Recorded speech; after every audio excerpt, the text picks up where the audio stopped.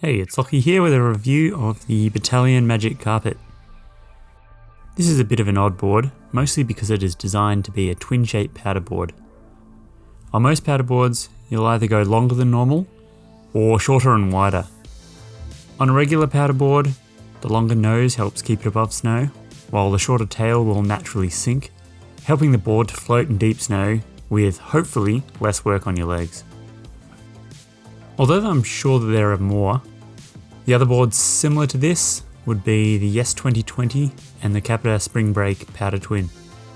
The Magic Carpet that I rode has a medium flex rating, sintered base and their light core.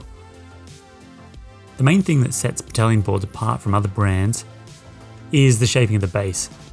This one has the Twin Power 3BT, which means that the board has a very narrow centre base and a ton of exaggerated base shaping at the nose and the tail, which give it a very boaty looking shape.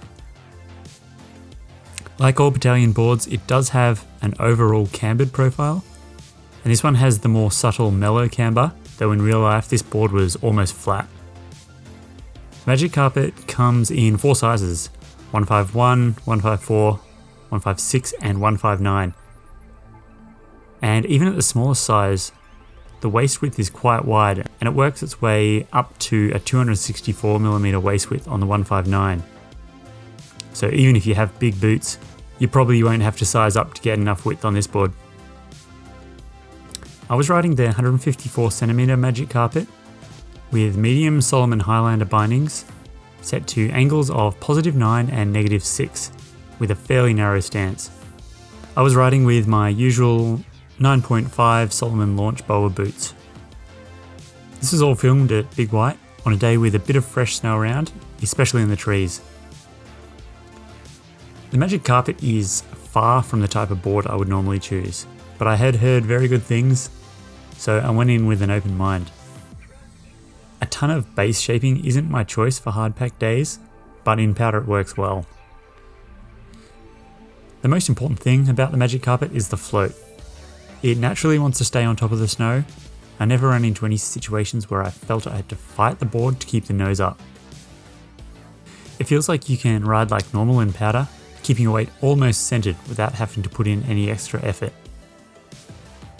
Turns are very smooth and easy.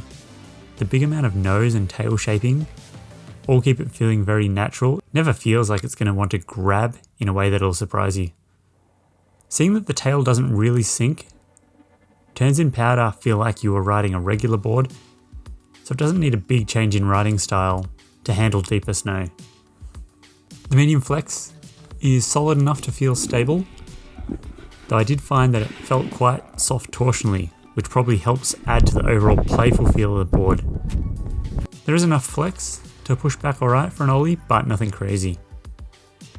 I don't have any footage of riding it switch in powder, as that's hard enough for me to do anyway before trying to film myself, but regular landings into powder do move a lot of snow around, stopping you from sinking, and it feels like it pops you back on top right away. With that much snow around, there wasn't a good chance to test out the edge hold on firm snow, though if I owned this board I wouldn't choose to take it out on anything but a powder day anyway. This board was freshly waxed, so I didn't run into any spots where I felt like the board was slowing me down.